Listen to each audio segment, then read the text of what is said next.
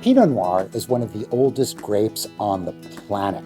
Pinot Noir has done well in certain pockets around the world where you have the right combination of climate that is not too warm, but not too cool, and then the deft use of winemakers who understand how to get out of the way and let the fruit speak well.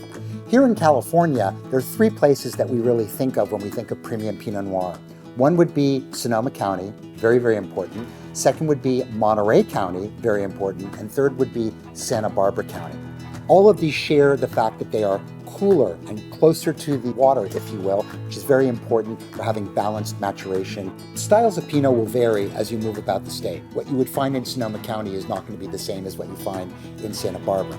They will share, however, a core of red fruit, whether it's red cherries, raspberries, or even red plums. However, the warmer you get, slightly more in, you might pick up some black fruit elements as well. Really well-made Pinot Noirs always use a deft amount of oak, not too much, but not too little, and will always manage their tannins well and go beautifully with everything that you could possibly imagine at table. Buena Vista Winery has the distinction of being the first commercial winery in the state of California. Although there were certainly others, they did it really well and really well early. Right off the bat, when you look at a Pinot Noir, you'll notice that the color is relatively translucent when, say, compared to Cabernet Sauvignon. Not as much volume, not as much extraction. Being a cooler climate grape, the skins don't get as thick and you're never gonna have quite as much pigmentation. Fruit character is always quite predictable. Beautiful red fruits, cranberries, pomegranates, red cherries, red plums. Then there's always a nice spicy note, whether you call it cinnamon, whether you call it ginger, but there's always what I call that hot spice element that is always distinguishing there.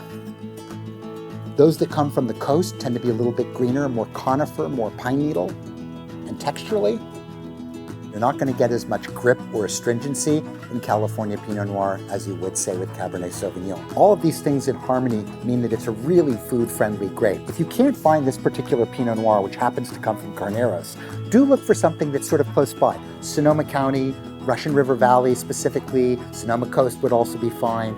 Medium in body, riper style, not too much oak, you'll have a good example.